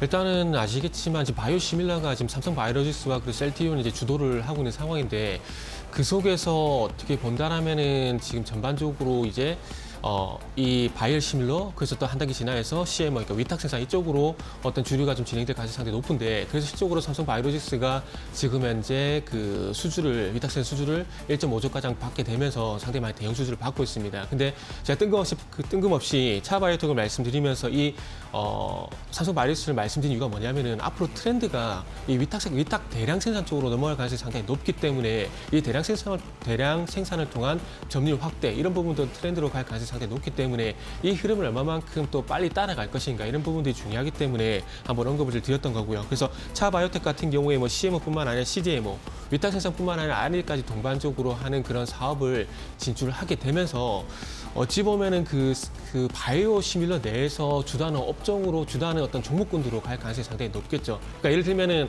뭐 철강 쪽에 보면은 대장주가 대형주가 포스코라든지 현대제철이 있음에도 불구하고 동국제강이라든지 이런 소규모 철강 회사가 있듯이 마찬가지 바이오 시밀러 같은 경우도 앞으로 삼성 바이오로직스라든지 그리고 셀티온이 있지만 그 아래 바이넥스라든지 이런 차바이오텍 같은 종목들까지 이런 그 섹터군을 형성할 가능성이 상당히 높다라는 거죠. 그래서 앞으로 어떤 트렌드가 위탁 생산 쪽으로 갈 가능성이 상당히 높은 상황 속에서 일단 차바이오텍 그쪽으로 그러니까 위탁 생산 쪽으로 빠르게 전환하게 된다라면은 시장이 어떻게 본다라면은 선도할 수 있는 그룹이 될 가능성이 상당히 높다라고 평가를 할 수 있기 때문에 좀 긍정적으로 볼 수가 있을 것 같습니다. 그래서 앞으로 본격적으로 추진을 하기 때문에 이 추진 이후에 얼마만큼 또 수주를 받고 이 R&D 결과에 대한 어떤 그 로열티랄까 이런 부분들이 빠르게 매출로 발생이 되는지 여부가 상당히 좀 중요하지 않겠나 생각을 하고 있습니다. 일단 어쨌든 매출 발생에 대한 부분 좀 지켜봐야 되겠지만 어쨌든 이 CMO 사업에 진출을 하고 있다는 것만으로도 상당히 좀 긍정적으로 평가를 해야 되지 않겠나라고 말씀을 좀 드릴 수가 있을 것 같습니다.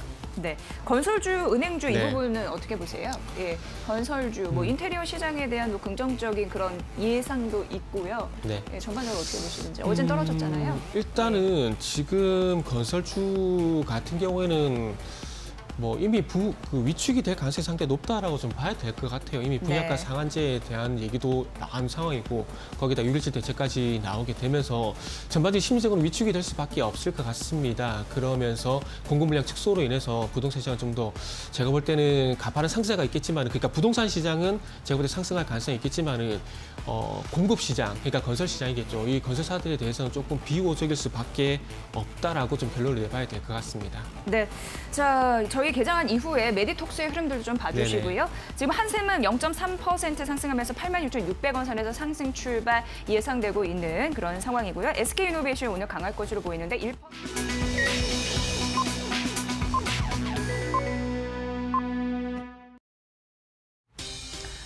네, 우리 시장은 이 고점에서 변동성이 조금 더 확대될 수 있을지 그 여부를 가늠하고 있는 상황입니다. 북한의 리스크도 있고 미국과 중국의 갈등, 이제 트럼프 대통령이 위구르 법안에 서명을 하면서 조금 더 강화가 될 것인가 이런 또 불안감도 있는 상황이거든요. 자, 오늘 시장은 0.3% 코스피 시장 7포인트 정도 하락을 하면서 2,134선에서 하락 출발하고 있는 모습이고요. 코스닥 시장은 0.4% 상승하면서 730 38선에서 그러니까 양시장이 오늘 엇갈려서 출발하는 모습이 나타나고 있습니다. 자, 환율의 상승보다 최근 좀 가팔랐다라는 점에서도 환율단 잘 보셔야 되는데요. 현재 개장한 이후에 이런 20전 상승하면서 1,215원 25전에서 상승 출발하고 있는 모습이고요. 일본 시장 어제 하락 마감됐는데 오늘 추가적으로 떨어지면서 출발합니다. 0.3% 떨어지면서 22,393엔대에서 출발하고 있고요. 엔달러 환율은 106엔대까지 내려갔네요. 엔화 흐름들도 주시하시면서 보셔야 될 것 같습니다. 자, 목요일 개장 분위기 조금 더 자세하게 말씀드려야 될 것 같은데 시장 분위기와 더불어서 매드톡스 흐름도 좀 봐주시죠. 네네. 예. 일단은 뭐 매드톡스부터 한번 살펴보게 된다면은 지금 변동성 완화 조치가 이제 들어간 상황이거든요. 그래서 한 네. 16% 정도 현재 약세 출발이 예상되는 상황에서 일단 변동성 완화 조치가 들어갔습니다. 그래서 일단은 10% 이상 이제 급락 출발을 할 수밖에 없다라고 일단은 봐야 될 상황일 것 같고요. 그래서 참 메디톡스 같은 경우에 한때는 참 잘 나갔던 뭐 보톡스의 대상주였는데 참 그 세월이 참 아쉽다라 좀 봐야 될 것 같습니다. 그래서 어쨌든 메디톡스의 주 매출 포인트는 아시겠지만 보톡스입니다. 근데 여기에 대해서 어쨌든 이런 상황이 좀 발생이 된다라는 것은 앞으로 매출에 타격을 받을 수밖에 없고요. 그리고 매출 타격을 받게 된다라면 당연히 뭐 적자에 대한 우려감도 발생이 될 수밖에 없고, 그리고 어찌 보면은 좀 최악의 상황까지 보게 된다면 어떤 그 뭐라 해야 될까요? 상패 가능성도 일단은 염두에 두고 종목을 좀 봐야 되기 때문에 일단은 뭐 상당히 조금 뭐 비호적인 상당히 조금 뭐 안 좋은 상황이 악화될 수밖에 없는 여건이 지속이 될 수밖에 없다고 좀 말씀을 좀 드려야 될 것 같습니다. 그리고 지금 시장 같은 경우에 일단은 그 코스피 같은 0.1% 그리고 코스닥이 상대적으로 좀 우위 시장을 보이면서 현재 상승 출발을 하고 있는데, 일단은 제가 볼 때 코스피 같은 경우는 계속해서 앞으로도 좀 이런 표현을 맞지 모르겠좀 오락가락할 가능성이 상당히 높을 것 같습니다. 어차피 2250포인트 되었던 돌파에 대한 가능성을 주목을 해야 되는데 쉽게 돌파가 이루어지지 않을 가능성이 상당히 높고요. 그리고 뭐 좀 이따 말씀드리겠지만 주도주라든지 외국인의 수급이라든지 이런 부분들이 확실하게 지금 받쳐주지 않는 상황이기 때문에 계속해서 대외 변수라든지 국내 요인이라든지 이런 부분들에서 눈치를 볼 수밖에 없을 것 같고요. 그리고 계속해서 순환매 현상이 발생이 되게 되면서 이 순환매가 상승적으로 이끌어주면 좋겠지만은 뭐 이 순환매가 두더지 잡기식으로 제자리에서 계속 매매하는 그런 모습들이 나타날 가능성이 상당히 높을 것 같습니다. 그리고 뭐 테마 쪽도 한번 살펴보게 된다라면은 일단은 최근에 방산주가 계속해서 강세를 보이고 있는 부분들은 잘 알고 계실 겁니다. 그런데 오늘 같은 경우도 스페코, 빅텍, 퍼스텍과 같은 방산 관련 테마들이 전반적으로 강세를 보이고 있다는 부분들이 특징이다 좀 볼 수가 있을 것 같고요. 계속해서 한국과 북한의 어떤 이 분위기가 완화가 되지 않는다라면은 당분간 변동성은 불가피하지 않겠나 좀 생각이 듭니다. 그리고 그것도 반대로 남북경협체 같은 경우는 뭐 개성공단 관련주 종목들 중심으로 해서 약세를 볼 수밖에 없을 것 같고요. 그래서 일단은 엇갈리는 흐름은 앞으로도 계속 지속이 될 수밖에 없다는 말씀을 좀 드려야 될 것 같고요. 뭐 시가총액 상위 종목들을 한번 살펴보게 된다라면은 뭐 코스피 같은 경우 약세 출발을 했기 때문에 당연히 시가총액 상위 종목들의 뭐 출발 흐름은 안 좋다라고 좀 말씀드려야 될 것 같습니다. 뭐 삼성전자 우선주가 0.1%, 카카오 0.2%가량 상승 출발하는 것 외에는 전반적으로 지금 1% 내외에 현재 하락 출발하고 있는 부분들이 나타나고 있고요. 뭐 코스닥 같은 경우에는 0.3%가량 상승 출발을 하고 있는 상황인데, 일단은 뭐 셀틴 헬스케어가 0.5%, 뭐 에코프라임이 0.2%, 어제 강세를 보였던 종목들입니다. 이 종목들을 제외를 하고 HLB가 0.2%, RT원이 3%, 시젠이 2%, 그리고 오늘 SK 모티리즈가 상당히 좀 강세 출발을 하고 있습니다. 13%가량 상승 출발을 하고 있고요. 그리고 휴젤 같은 경우에는 좀 전에 다뤄봤던 메디톡스의 반사기라 봐야 될 것 같습니다. 현재 10%가량 현재 상승 출발을 하고 있는 상황입니다. 그리고 마지막으로 수급도 한번 살펴보게 된다면은 코스피 같은 경우는 일단 외국인 쪽이 15억, 그리고 기관이 612억 정도 매도 출발을 하고 있는 상황입니다. 일단은 지금 현재 그 기관 쪽 같은 경우에는 전기전자, IT 섹터 중심으로 해서 IT 섹터 260억가량 매도가 나오는 상황인데, 일단 전반적으로 대형주 중심의 매도가 나오고 있는 상황입니다. 전기전자, 제약, 화학, 운수장비 섹터 전반적으로 현재 매도가 나오고 있는 상황이고요. 반대로 외국인 같은 경우에는 시장 전체로 봤을 때는 15억 정도 매도를 하고 있지만은 IT 섹터에 대해서는 199억 정도 매수를 하고 있다는 부분들이 특징이라 봐야 될 것 같습니다. 하지만 반대로 화학, 금융, 제약, 그리고 기계 섹터 중심에서는 매도가 나오고 있다는 부분들이 특징이라 봐야 될 것 같고요. 뭐 코스닥 같은 경우에도 현재 외국인 같은 경우에 238억, 그리고 기관 쪽 같은 경우는 177억 정도 현재 매도가 나오고 있는 상황입니다. 외국인 기관 동반적으로 현재 코스닥 시장은 현재 깡부합권에 머물러 있지만은 코스닥의 어떤 대장주라 할 수 있는 제약, IT 부품주 중심으로서는 매도가 나오고 있다는 부분들이 특징이다라고 말씀을 드릴 수가 있을 것 같습니다. 네, 지금 개장 이후 한 5분 정도 흘러가고 있는데요. 철강 금속 업종이 가장 크게 떨어지고 있고 어제에 이어서 은행과 건설 업종의 하락세가 오늘도 이어지고 있는 상황입니다. 이런 상황에서 네이버가 52주 신고가를 기록을 했는데요. 웹툰 사업을 경영 통합하겠다 이런 부분이 또 진행이 되고 있는데 미국, 한국, 일본, 중국 이런 쪽으로 또 보셔야 될 것 같습니다. 자, 반사이 얻을 수 있는 휴젤이 오늘 신고가 기록을 했어요. 현재 12% 상승하고 있는데 시가 대비 상승폭을 일부 줄이고 있다는 점 말씀드리고요. 한샘 오늘 52주 신고가를 기록을 했고 오늘 한샘은 아닙니다. 하이트진로 홀딩스가 오늘 52주 신고가를 기록을 했고 농심 오늘 신고가를 기록을 하네요. 어제 대비 한 0.3% 오르고 있고요. 종근당과 종근당 홀딩스 나란히 신고가를 기록했습니다. 2차 전지 관련주도 신고가 기록한 종목들이 눈에 띄는데요. 대표적으로 포스코 케미칼을 얘기할 수 있겠습니다. 2% 상승세로 현재 73,700원 선 보이고 있고요. 첨보도 최근 주목을 받더라고요. 첨보 종목 3% 가깝게 3% 넘네요. 시가 대비 상승폭 높이고 있습니다. 현재 10만 원 선을 돌파해서 진행이 되고 있다는 점 말씀드리고 SK 머티리얼즈가 10% 넘는 급등세를 현재 연출하고 있는데요. 거의 20만 원 선 가까이 가고 있는 그런 상황이네요. 보셔야 될 것 같고요. 그리고 스페코가 방산주로 최근 급등세가 있었는데 오늘 52주 신고가 기록하면서 9% 상승하고 있는 흐름들 나타내주고 있습니다.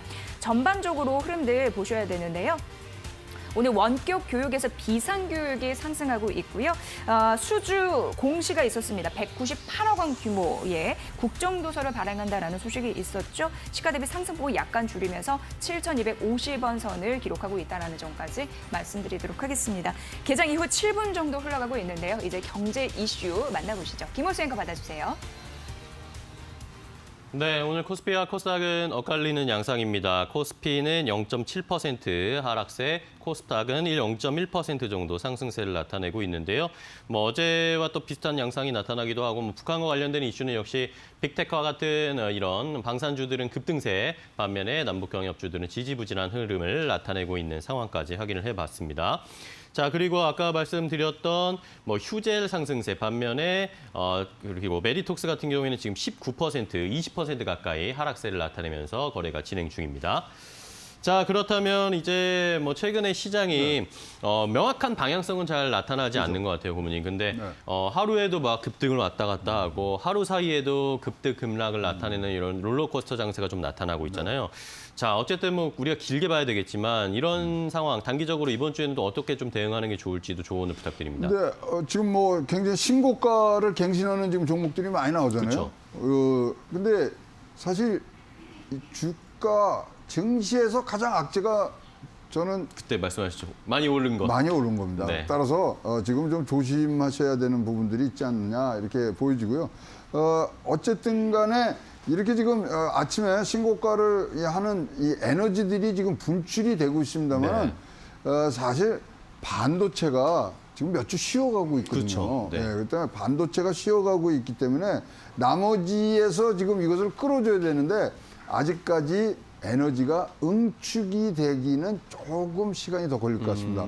따라서 지금 이제 사실 바이오라든가 2차 전지 이런 데서 사실 굉장히 강한 액션 플랜이 지금 나와줘야 되는데 오늘 아침장으로 봐서는 조금 이제 분위기가 있긴 있습니다만은 나머지 상위 종목이 과연 끌어줄 것인가 이 부분에 한번 여러분들 보시고 지금 진짜 선제적 대응보다는 좀 보수적으로 가시면 좋겠고요.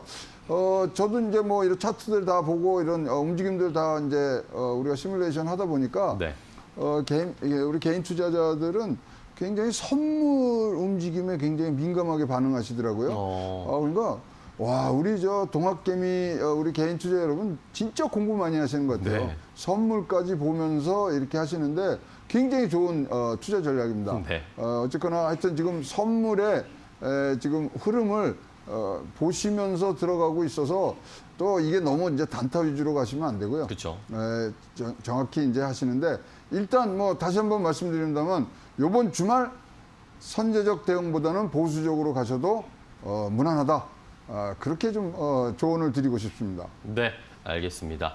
자, 최영호 분께서는 이번 주까지는 조금 쉬어가면서 선제적으로 미리 한 발 앞서가기보다 뭐 다 확인할 거 다 확인하고 가자라는 의견이셨습니다. 말씀해 주신 것처럼 최근에 삼성전자, SK하이닉스를 필두로 해서 반도체 관련 종목들이 조금 쉬어가고 지지부진한 상황이고, 자, 그렇다면 지수를 끌어올려 주려면 다른 뭐 온택트라든지 뭐 2차 전지라든지 이런 종목들이 끌어줘야 되는데, 사실 이런 종목들도 좀 많이 올라온 경향이 있기 때문에 이런 종목들도 어느 정도는 쉬어갈 수밖에 없다라는 그런 의견까지 함께 주셨습니다. 자, 일단은 뭐 오늘 목요일이고 내일 금요일입니다. 한 주가 얼마 남지가 않았는데 일단은 좀 차분하게 컴다운하면서 시장을 대응해보자라는 의견을 제시를 해드렸고요. 자, 그럼 이제 오늘 시장에서의 더 세밀한 전략을 한번 찾아보도록 하겠습니다. 이데일리 TV 전문가들이 제안한 오늘 살펴봐야 할 종목들을 리스트업 해드릴 텐데요. 이재 앵커가 다시 전해드리겠습니다. 네, 종목 팩토리 시간입니다. 이데일리 TV 전문가들이 엄선한 종목 오늘장의 흐름까지 함께 만나보시죠. 세 종목 선정을 해봤습니다. 자, 첫 번째 종목 만나볼게요. 자, 오늘의 종목 팩토리 첫 번째 종목은 KG 이니시스입니다. 유창희 대표가 새빨간 스캔들에서 제시를 했는데요. 비대면 시장의 확대에 따라서 시장의 흐름을 잘 주도했던 그런 종목이었습니다. 온라인 결제가 확대되는 흐름들이 지속이 될 거라고 하는데, 대표적으로 온라인 쇼핑 많이들 하시죠. 이런 흐름을 비추어 보면 알 수가 있습니다. 그렇게 되면 실적이 더 앞으로 좋아질 가능성이 주목이 되는 거고요. 결제 한도도 증가를 했습니다. 이게 실적 원동력의 하나의 또 모멘텀이 될 수 있는 거고, 매출, 특히나 이제 수익성이 증가할 수 있는 가능성 언급이 되고 있는 상황이고요. 4월 들어서 거래 대금도 회복이 됐고, 중소 가맹점의 신규 유입 또한 지속이 돼서 긍정적인 모멘텀이 크다라고 분석이 돼 있고, 대부분 또 얘기하는 게 아직까지 밸류에이션에 대한 매력이 존재한다라고 하면서 추가적으로 상승 가능을 언급한 증권사도 있었습니다. 자, KG 이니시스 매수가 현재가 목표가 3만 원, 손절가 2만 원 라인 제시해 주셨고요. 현재 주가 흐름 만나볼게요.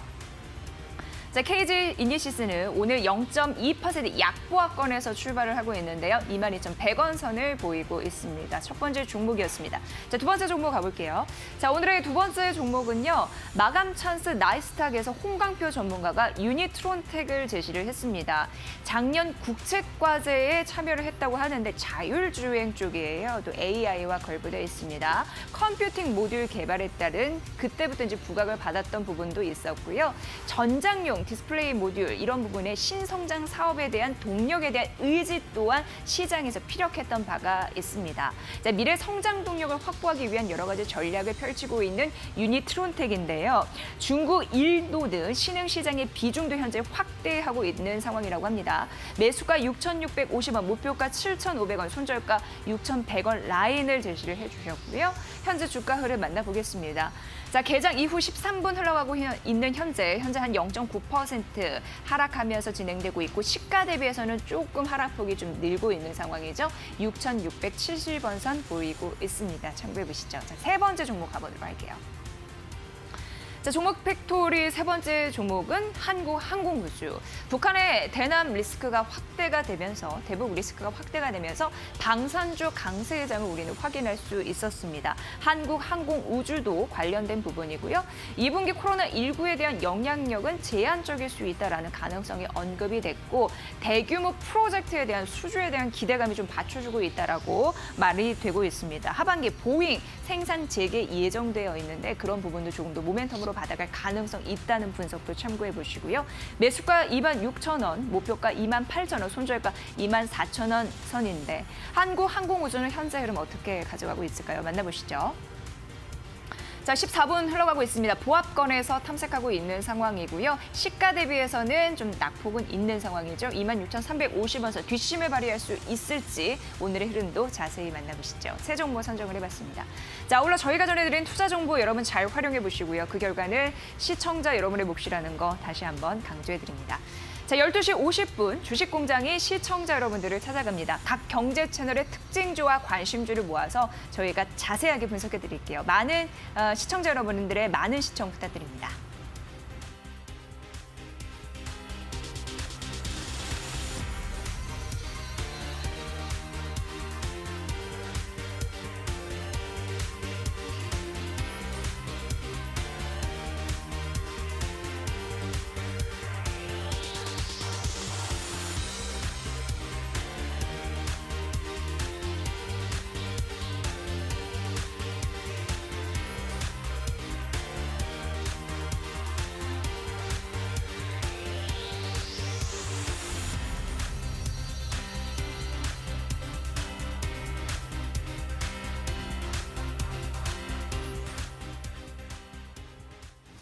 네, 자 오늘 시장 피셜 이야기 해보도록 하겠습니다. 앞서서 이야기 나눴던 두 분, 위드금융 정태근 팀장과 현대경제연구원 최영욱 고문입니다. 두 분 인사 나누시죠. 반갑습니다. 안녕하세요.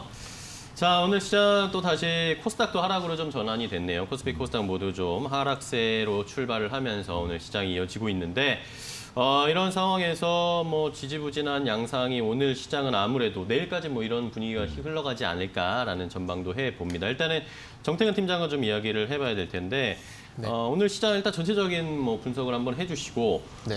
메디톡스와 관련해서도 한번 뭐 보톡스 관련 종목들 관심이 있으신 분들 위해서 네. 한번 어떻게 메디톡스 대응해야 할지 아니면 다른 종목들과 연관을 시켜서 한번 전략도 세워주시면 좋을 것 같아요. 네.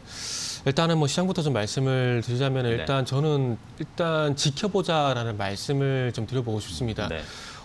제가 제 개인적으로는 일단 상승도 하락도 좀 쉽지 않은 구간에 놓여 있다라서 네. 봐야 될 것 같습니다. 왜냐하면 일단은 지난 시간에도 말씀드렸지만 2250포인트 구간 같은 경우에는 코로나 이전에 2000포인트와 2250포인트 박스권 때 상단 역할을 했었기 때문에 이 구간을 돌파하기 조금은 고민을 하지 않겠나 생각이 좀 들고요.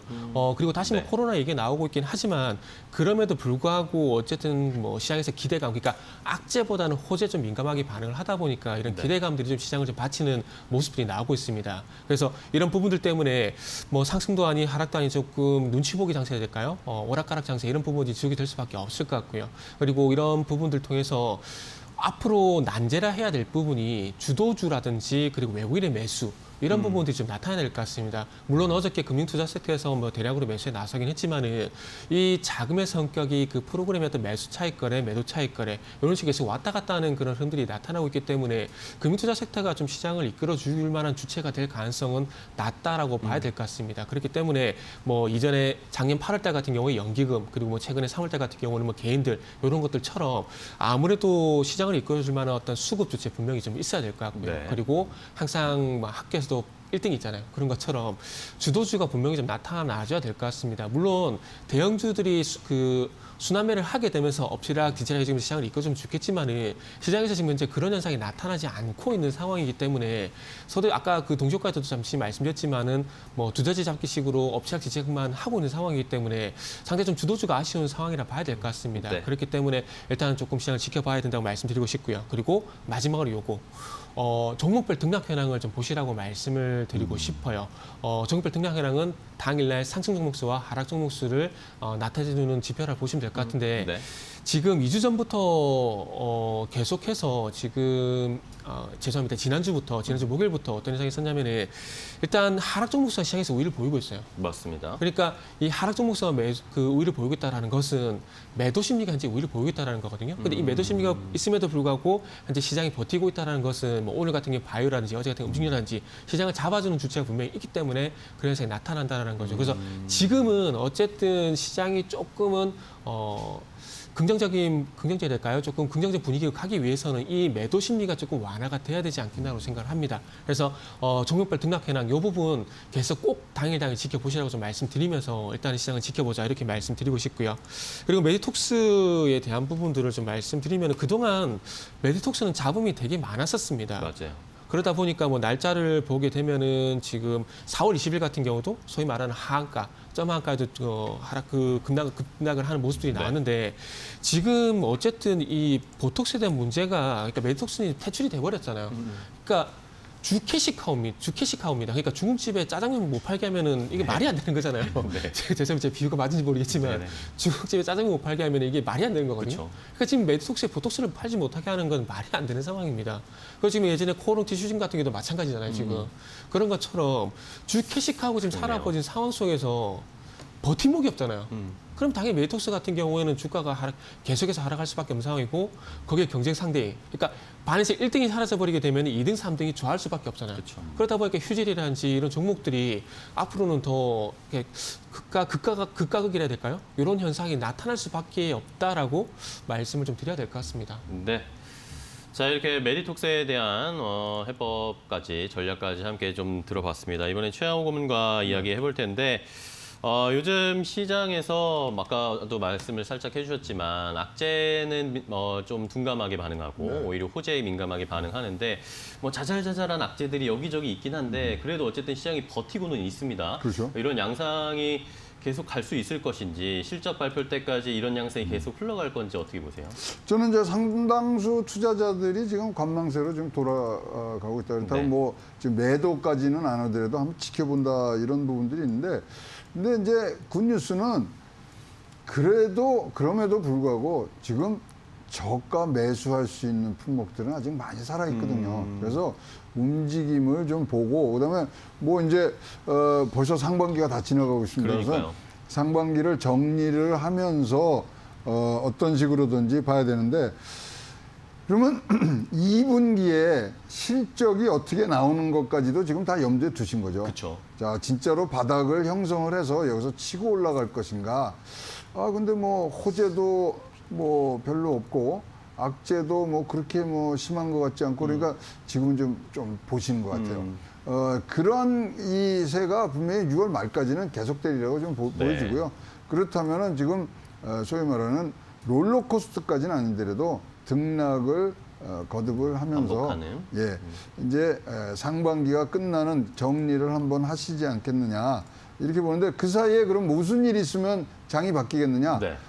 소위 말하는 상위 종목들, 아까 뭐 말씀하신 바이오라든가 2차 전지가 온택트 이런 것들이 한번 힘차게 올라가면 상승장으로 돌 수도 있습니다만은 아직까지 그런 이제 뭐 조짐들은 안 보이기 때문에 지금은 진짜로 다시 추스리시는 공부를 하시는, 그래서 네. 지금 이제 뭐 많은 이 투자회사라든가 증권사에 보면은 이제 뭐 이 지난 상반기에 전체 뭐 사건은 무슨 일이 나서 이거 떨어지고 이 그래프 나오거든요. 네네. 그거 보시면서 잘 다시 한번 실탄을 좀 챙겨 놓으시는 부분도 좋다고 생각을 합니다. 네.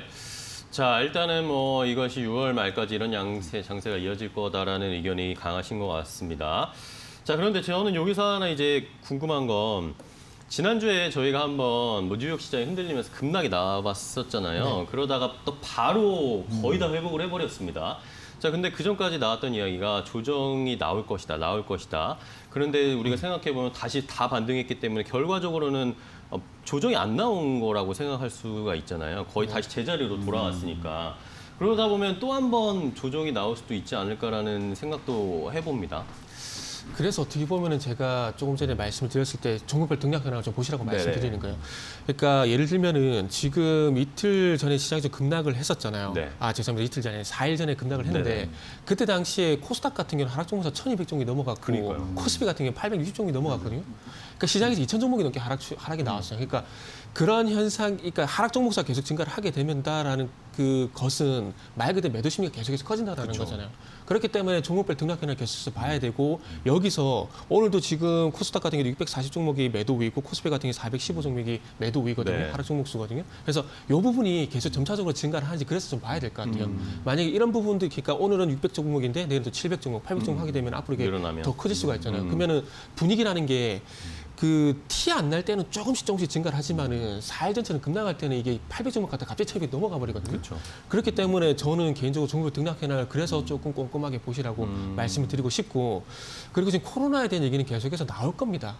뭐 코로나의 어떤 백신이나 치료제 그 감염자 수 뭐 이런 얘기는 계속 되겠지만은 증시라는 것들이 호재도 영원할 수 없고 악재도 영원할 수가 그렇죠. 없잖아요. 그러니까 예전에 예를 들면은 그리스 같은 경우도 2011년 되게 오래됐잖아요. 네. 근데 그때 당시 그리스 디폴트 사태가 발생되게 되면서 제 기억으로는 한 2014년 계속 발목 잡았거든요.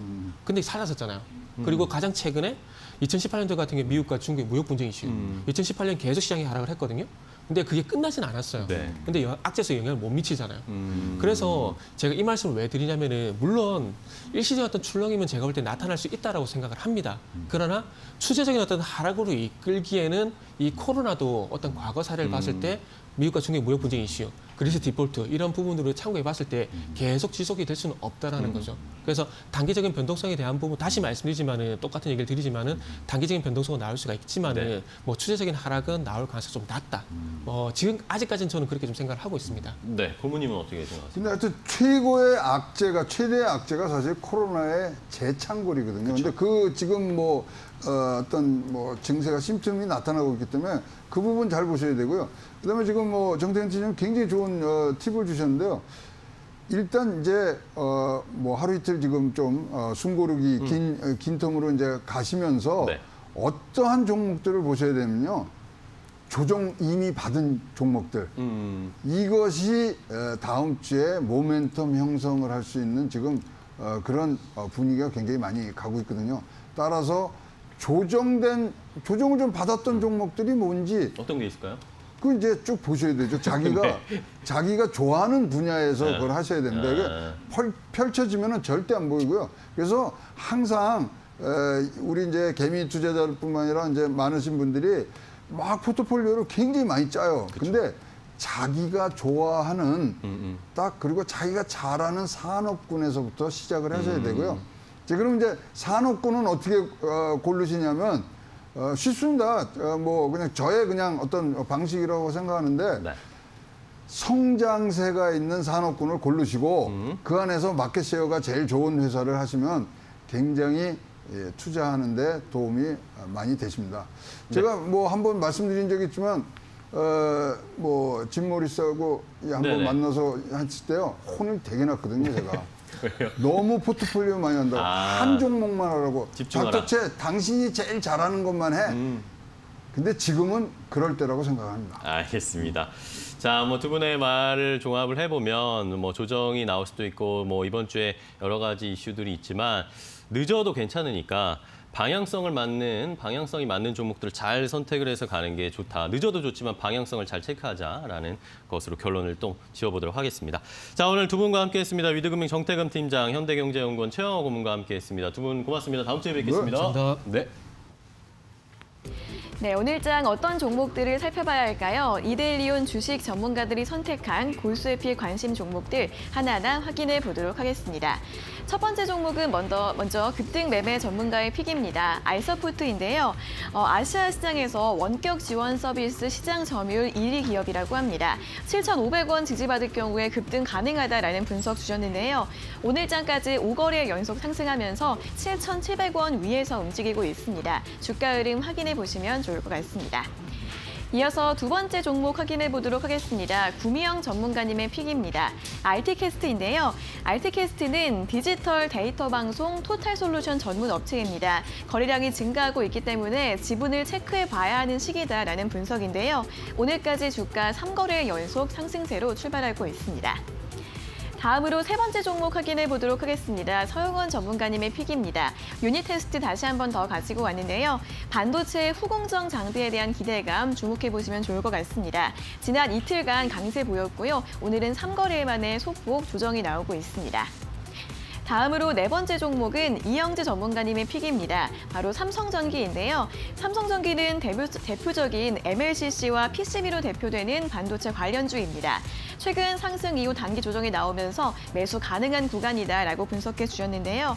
오늘은 장 초반 보합권에서 등락이 나오면서 13만 원 선 지지하고 있습니다. 자, 마지막 종목 짚어보겠습니다. 이난희 전문가님의 픽입니다. 인콘인데요. 인콘 같은 경우에는 CCTV 등 영상 보안 전문 기업으로 단기 매매로 접근해 보시면 좋을 것 같습니다. 오늘장 2%대 하락세로 출발하고 있습니다. 여기까지 이데일리온 전문가들이 선정한 골수의 픽 5종목을 간략하게 확인해 봤습니다. 더 많은 종목들과 자세한 분석이 궁금하신 분들은 잠시 후 10시 50분 적중 골수의 관심 종목 많은 시청 바랍니다. 여기까지 오늘자 골수의 픽 모두 소개해 드렸습니다.